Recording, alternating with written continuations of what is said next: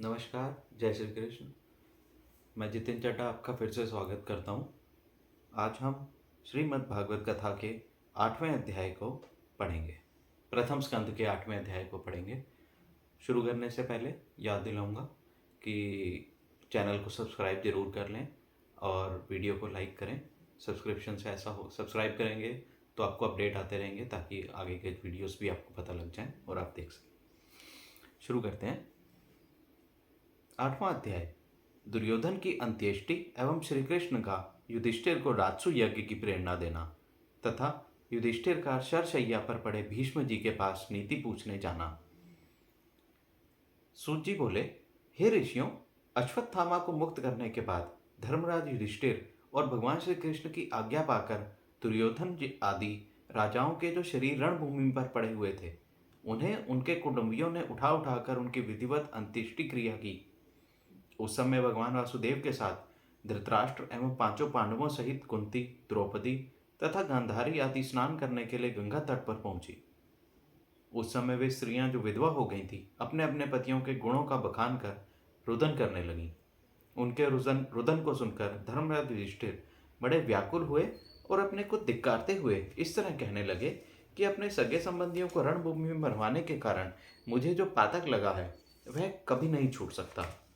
मेरे द्वारा इस महायुद्ध के कराने से जो हमारे वंश तथा कुटुंब की हजारों स्त्रियां विधवा होकर घोर विलाप करके हाहाकार कर रही हैं, इनकी आंखों से जल गिरने के कारण पृथ्वी की रज के जितने कण भीगेंगे उतने ही वर्षों तक मुझे घोर नरक में रहना पड़ेगा। मेरे युद्ध में प्रवृत्त होने के कारण गुरु द्रोणाचार्य, भीष्म पितामह, हजारों विप्रों को नित्य दान देने वाला भाई कर्ण, हजारों शूरवीर तथा मेरे वंशज और रिश्तेदार मृत्यु के मुंह में पहुंच चुके हैं। अतः इस प्रकार अधर्म से प्राप्त हुए राज्य का भोग करना मुझको कभी भी स्वीकार करना उचित नहीं है। धर्मयाद युधिष्ठिर के ऐसे वचन सुनकर भगवान श्री कृष्ण एवं वेद व्यास आदि ऋषि मुनि और ब्राह्मणों ने उनको समझाते हुए कहा, हे धर्मराज, पूर्व काल से ही सभी राजगण इसी तरह राज्य करते आए हैं। भूमि तथा राज्य पद को पाने के लिए पुत्र पिता को और भाई भाई को मार देता है। जैसे वे लोग राज्य पाकर अश्वमेघ एवं राजसु यज्ञ करके पापों से छूट गए, वैसे ही तुम भी अश्वमेघ एवं राजसु यज्ञ करके पापों से मुक्त हो जाओ। भगवान श्री कृष्ण जी के कि यह बात सुनकर धर्मयाद ने कहा, ज्योति स्वरूप, आपका यह वचन केवल मन को समझाने के लिए ही है, क्योंकि यज्ञ करने से तो पशु आदि और भी बहुत से जीवों की हत्या हमारे हाथों से हो जाएगी। जैसे कोई मनुष्य मैल को धोना चाहे तो वह कभी नहीं छूटता, वैसे ही हमारे यज्ञ करने से इन विधवा स्त्रियों का दुख कभी दूर नहीं हो सकेगा।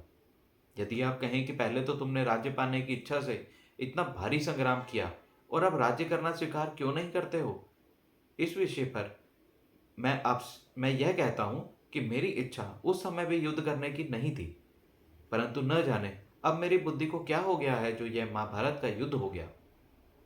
हे श्याम सुंदर, अब मैं राज्य सिंहासन पर नहीं बैठूंगा। धर्मराज के यह वचन सुनकर श्री कृष्ण ने अपने मन में सोचा कि धर्मराज युधिष्ठिर मेरा कहना नहीं मानेंगे, अतः कोई और प्रयत्न करना चाहिए।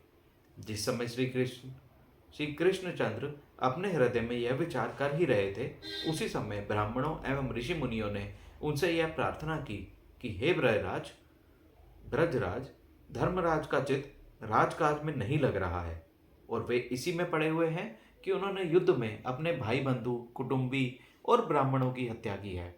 इसलिए आप कृपा कर उनको ज्ञानोपदेश देकर उनका संदेह दूर कीजिए। उनकी यह बात सुनकर भगवान श्री कृष्ण ने उत्तर दिया, हे महानुभावी, धर्मराज युधिष्ठिर मेरे समझाने से कभी नहीं समझेंगे। अतः हम सबको चाहिए कि उन्हें साथ लेकर शरशैया पर लेटे हुए भीष्म पितामह के पास चलें, क्योंकि उनको मेरे दर्शनों की अभिलाषा भी है। अतः उनकी वह अभिलाषा भी पूर्ण हो जाएगी और वे धर्मराज युधिष्ठिर को ज्ञानोपदेश देकर धीरज बंधा देंगे। यह कहकर भगवान श्री कृष्ण ने धर्मराज को अपने पास बुलाकर कहा, हे युधिष्ठिर, तुम्हारी चिंता अभी दूर नहीं हुई है और उधर ऋषि मुनि कहते हैं कि तुम्हें इस पाप से मुक्त होने के लिए अश्वमेघ यज्ञ करना चाहिए। मेरे समझाने पर भी तुम्हारे लिए ज्ञान नहीं हुआ, अतः अब तुम हमारे साथ पितामह भीष्म के पास चलो। वे बड़े ज्ञानवान हैं, अतः वे जो भी आज्ञा करें उसी के अनुसार तुम कार्य करना। श्री कृष्णचंद्र की इस बात को धर्मराज युधिष्ठिर ने मान लिया। तत्पश्चात वे अपने चारों भाई द्रौपदी, ब्राह्मण और ऋषि मुनियों सहित श्री कृष्णचंद्र जी के साथ उस स्थान पर जा पहुंचे जहां युद्ध क्षेत्र में भीष्म पितामह शरशैया पर पड़े थे। संपूर्ण ब्राह्मण समाज उनके दाहिनी तरफ बैठ गया और द्रौपदी सहित पांडव उनकी बाईं ओर बैठ गए। भगवान श्री कृष्णचंद्र उनके मुख के सामने चरणों की ओर बैठे, क्योंकि वे यह जानते थे कि भीष्म पितामह को उनके दर्शनों की इच्छा है। अतः वे किसी दूसरी ओर बैठे तो पितामह को घायल अवस्था में करवट बदलने से बहुत कष्ट होगा। इसी समाचार को पाकर देवर्षि नारद, भरद्वाज, परशुराम आदि भीष्म पितामह से ज्ञानोपदेश सुनने के लिए आए। उस समय भीष्म पितामह ने भगवान श्री वासुदेव का मानसिक पूजन किया। हे प्रभु, यह सब आपके अर्पण। 8वां अध्याय समाप्त हुआ।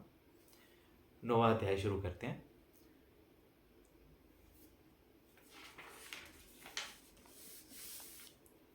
नवा अध्याय, भीष्म पितामह द्वारा धर्मराज को ज्ञान का उपदेश। सूत जी कहने लगे, हे शौनकादि ऋषियों, जब सब लोग अपने अपने आसनों पर बैठ गए तब भगवान श्री कृष्णचंद्र ने कहना आरंभ किया। भीष्म पितामह, धर्मराज युधिष्ठिर का चित्त राज्य कार्यों में नहीं लग रहा। वे कहते हैं कि हमने अपने भाई, संबंधी, स्वजनों एवं ब्राह्मणों को संग्राम में मारा है। अतः जब तक इस पाप से मेरा छुटकारा नहीं हो जाएगा तब तक मैं राज्य सिंहासन पर नहीं बैठूंगा।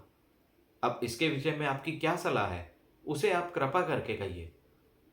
भगवान के यह वचन सुनकर भीष्म पितामह ने धर्मराज युधिष्ठिर के प्रति राज्य धर्म, अपधर्म, दान धर्म का वर्णन सुनाया।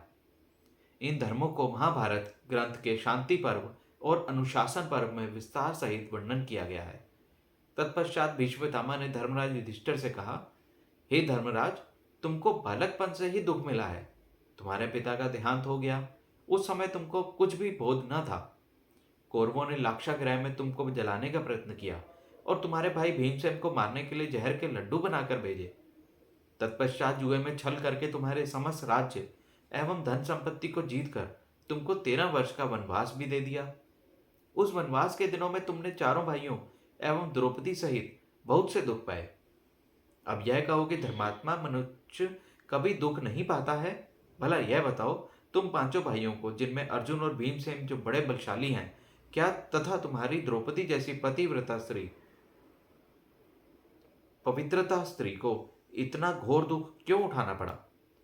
अतः जहां भगवान श्री कृष्ण के नाम की चर्चा रहती है वहां किसी तरह का दुख नहीं रहता। अतः फिर भी तुम्हें यह देखना पड़ा कि साक्षात परम परमात्मा श्री कृष्ण हमेशा तुम्हारे साथ रहते हुए भी तुम्हें लगातार दुख ही उठाने पड़े।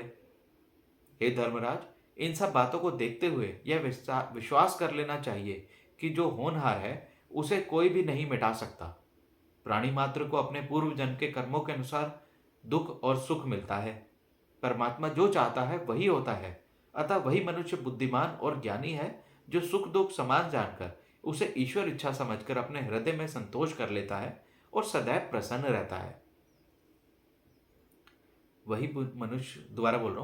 वही मनुष्य बुद्धिमान और ज्ञानी है जो सुख दुख समान जानकर उसे ईश्वर इच्छा समझकर अपने हृदय में संतोष कर लेता है और सदैव प्रसन्न रहता है। जो लोग थोड़े से ही कष्ट से दुखी होकर रोने लगते हैं, वे भी अंत में हरि इच्छा ऐसी ही थी यह कहकर मन में संतोष कर लेते हैं। हे धर्मराज, मनुष्य के करने से कुछ नहीं होता है, होता वही है जिसे होनहार कहते हैं। इन साक्षात भगवान श्री कृष्ण के भेद जो अपना स्वरूप छिपाकर संसार में अनेकों प्रकार के चरित्र करते रहते हैं, परंतु उनके भेदों को कोई नहीं जान सकता। जो त्रिभुवनपति भगवान अर्जुन को अपना भक्त जानकर उनके रथ के सारथी बने, उनकी महिमा एवं प्रशंसा का बखान मैं कहां तक करूं? हे धर्मराज, जो महापुरुष इन भगवान श्री वासुदेव की इच्छा पर निर्भर रहकर अपना जीवन तप, जप, यज्ञ, व्रत, दान एवं दया आदि शुभ कर्मों में व्यतीत कर देते हैं, उन सब में सर्वोपरि भगवान शंकर जी हैं,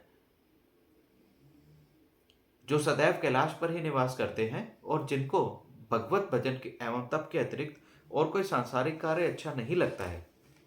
दूसरे देवर्षि नारद हैं, जो सदैव वीणा बजाते हुए हरि गुणगान करते रहते हैं और इच्छानुसार भ्रमण करते रहते हैं।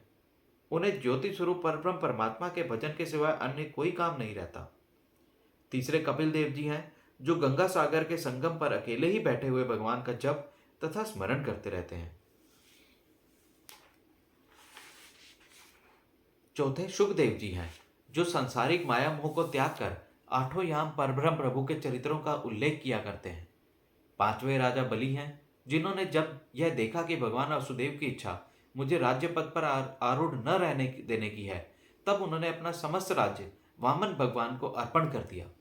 अतएव हे धर्मराज, तुम जो अपने हृदय में यह जान रहे हो कि मैंने अपने भाई बंधुओं, कुटुंबी और ब्राह्मणों को मारा है, सो तुमको ऐसा नहीं जानना चाहिए।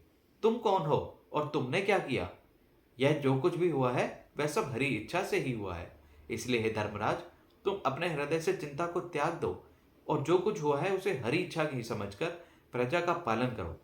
इसी में धर्म है। यदि तुम राज्य नहीं करोगे तो तुम्हें और भी अधिक पाप लगेगा। हे श्री कृष्ण, यह सब आपके अर्पण। 9वां अध्याय समाप्त हुआ। धन्यवाद। आज का सेशन यहीं खत्म करते हैं। अब अगले सेशन में 10वां अध्याय पढ़ेंगे। श्रीमद् भागवत के पहले स्कंद का 10वां अध्याय कल करेंगे। धन्यवाद।